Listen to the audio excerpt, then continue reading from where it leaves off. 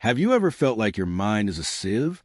You pour information in, facts from a textbook, a new colleague's name, the key points from a meeting, and it just seems to trickle right out, leaving you with nothing but a damp, frustrating feeling of inadequacy. We live in an age of unprecedented access to knowledge, yet for so many of us, the actual process of learning feels like a battle against our own brains. We highlight, we reread, we repeat things under our breath, and still, the information remains stubbornly outside of us, a foreign language we can't seem to internalize. Why is this struggle so universal? Why does the organ designed for learning seem to resist it so fiercely at times? We blame our bad memory. We tell ourselves we're just not a numbers person or good with names, creating these neat little boxes to contain our own perceived limitations. But what if that entire premise is wrong? What if the problem isn't the brain we have, but the user manual we were never given? This is a very question that ignited a lifelong obsession for a man named Tansel Ali. He was a neuroscientist or a prodigy born with a photographic memory. He was, in the beginning, just like us, frustrated and staring down the barrel of his own cognitive limits. He embarked on a quest not just to find a few clever memory tricks, but to decode the fundamental operating principles of the human mind, to find an answer to that deep, nagging question: how can we learn not just better, but faster, more effectively, and with a sense of joy and power, rather than a sense of struggle? This is the story of that journey, and the profound truths he uncovered about the hidden architecture of our own minds. To truly understand the breakthrough, we have to first understand the struggle. Tansel Ali's story doesn't begin on the stage of a memory championship, effortlessly recalling the order of 6 shuffled decks of cards. It begins in the quiet desperation of a university student's study room, surrounded by looming stacks of books and sprawling, chaotic notes. He was, by his own admission, an average, even forgetful student. He experienced that all-too-familiar panic of cramming for an exam, the words on the page blurring into a meaningless soup. He would spend hours reading a chapter, only to find he could barely summarize the main idea moments later. The information felt slippery, intangible. It was like trying to build a sandcastle with dry sand. The moment he tried to shape it into something coherent, it would crumble and slip through his fingers. This wasn't just a minor inconvenience. It was a fundamental barrier to his ambitions, a constant source of anxiety and self-doubt. He saw his peers seemingly absorbing information with ease, while he was stuck in a cycle of brute force repetition, a method that yielded minimal results for maximum effort.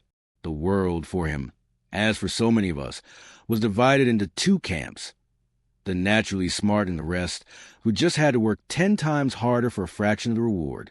His moment of crisis wasn't a single dramatic event, but a slow, grinding realization that his current methods were unsustainable and worse, were eroding his confidence in his own intelligence.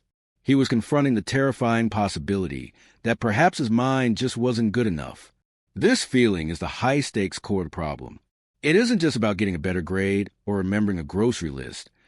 It's about the deep human need for competence and control. To feel that your own mind is an unreliable partner is a profoundly disempowering experience. It limits your career choices. It stifles your curiosity, and it whispers a constant, insidious narrative of your own inadequacy. This before state is a world defined by the friction of inefficient learning, a world of flashcards, mindless repetition, and the faint hope that if you just stare at the page long enough, anything will stick. It was from this place of deep frustration that Tansel Ali's quest was born. He refused to accept that this was his cognitive destiny. He became a detective, and the mystery he had to solve was the inner workings of his own brain. His first major breakthrough didn't come from a modern neuroscience textbook, but from an idea that is as ancient as philosophy itself.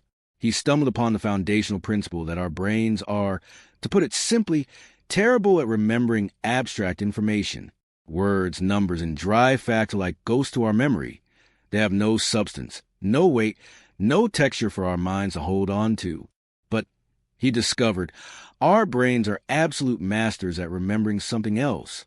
Sensory information. Images, sounds, tastes, smells, emotions, and stories.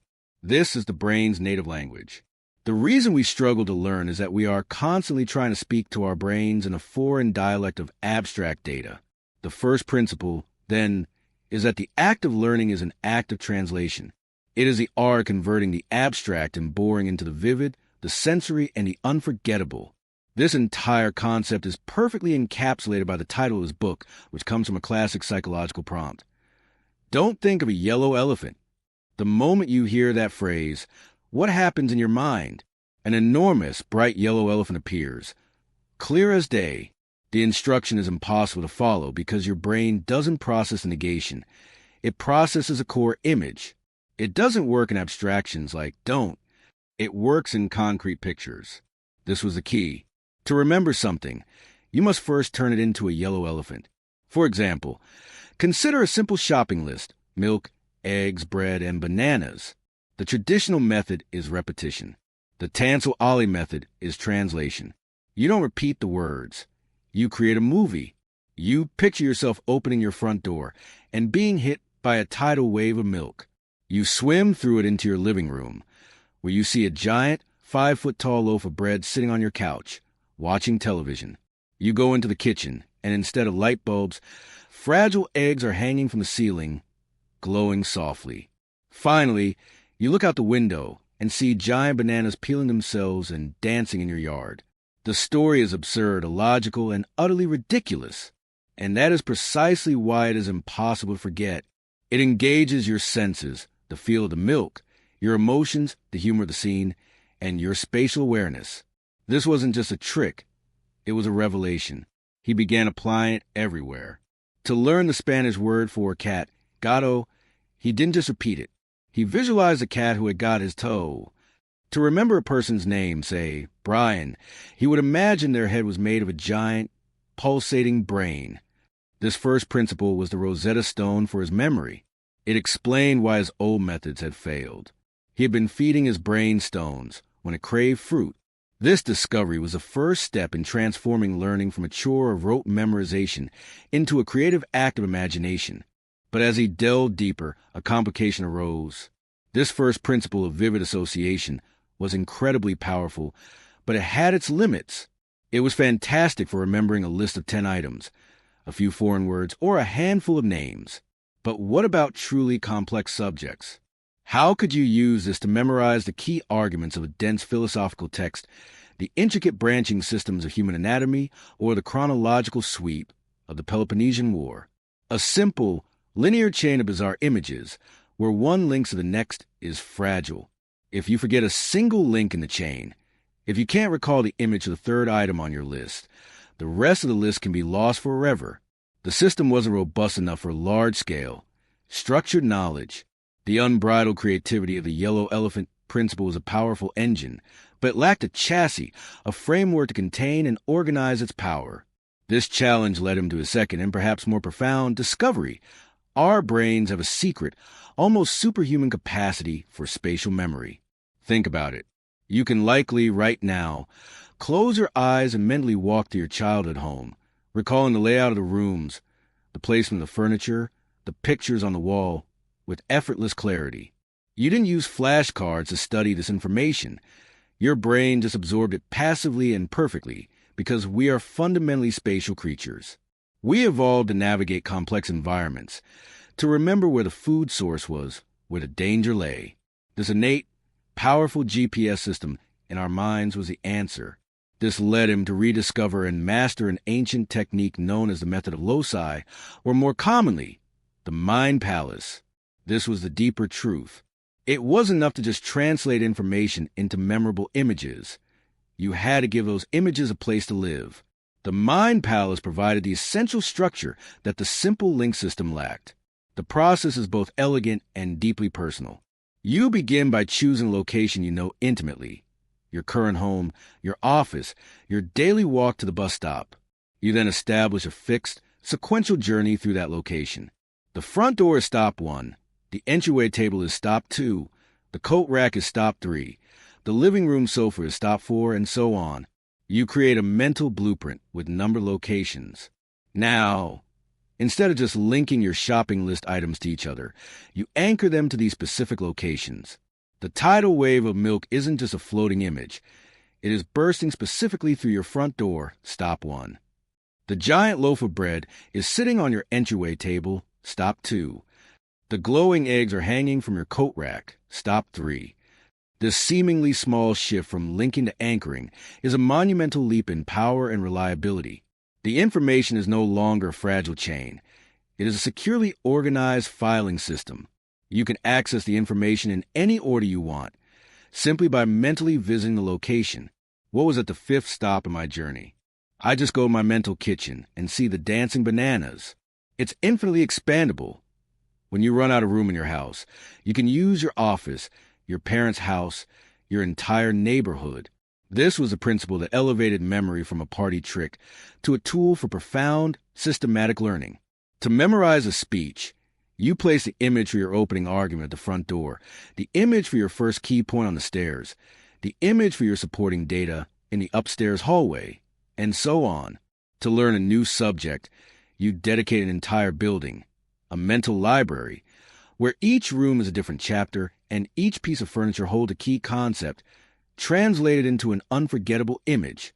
This was the missing piece, the marriage of wild imagination with rigid, reliable structure. The moment of grand synthesis, the true aha moment in this journey, was when these two principles clicked together, not as separate techniques, but as two halves of a single unified whole. The ultimate insight was this: effective learning is not about memorization at all. It is about the art of creative, structured encoding. It's a two-step process that mirrors how our brain naturally evolved to understand and organize the world. The first principle, the power of imagination and association, provides the language of the brain.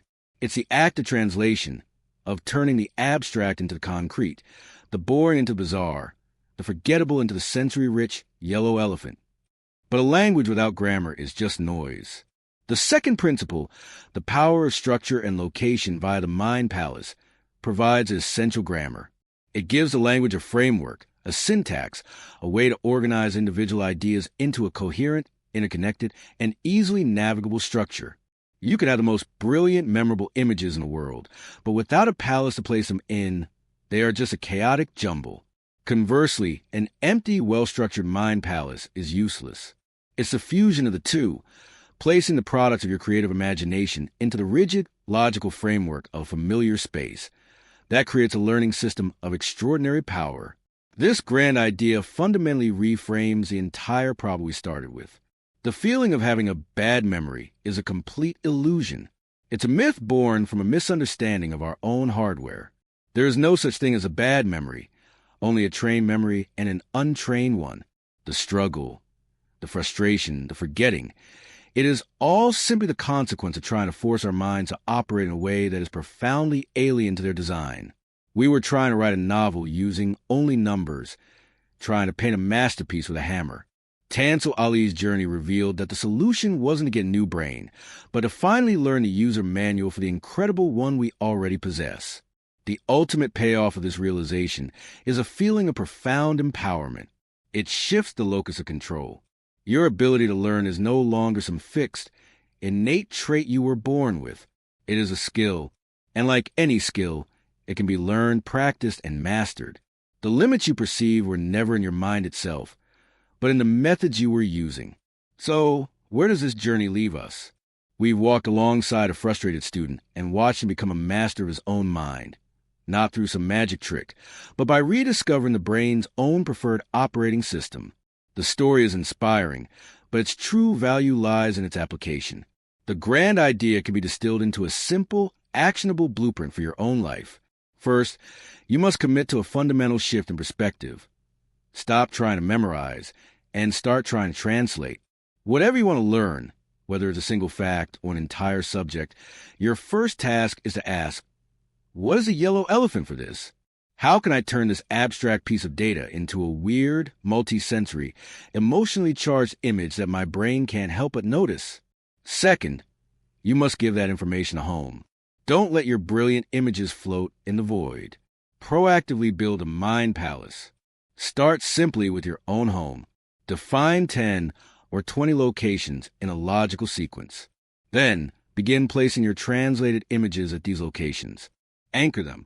This act of structured placement is what turns a fleeting thought into durable knowledge. Finally, practice active retrieval. Learning isn't a one-time deposit. Walk through your palace regularly. Revisit the scenes you created. This act of recall is what strengthens the neural pathways and cements the information for the long term. The feeling of being not smart enough or having a bad memory is a story we tell ourselves because we've been using the wrong tools our entire lives. This journey proves that there is another way. Understanding these principles is the first, crucial step. But the real transformation begins the moment you decide to act, the moment you choose your first palace. Translate your first piece of data into a bizarre image and place it on your mental mantelpiece. If this story has sparked something in you, if it has made you question the limits you place on your own mind, then consider this an invitation to continue the journey. This isn't just about watching a video. It's about joining a community of people committed to unlocking their own potential. By subscribing, you're not just clicking a button. You're making a commitment to yourself, a promise to learn the language of your own mind. Your mind isn't a leaky bucket. It's a palace. You just need to find the key.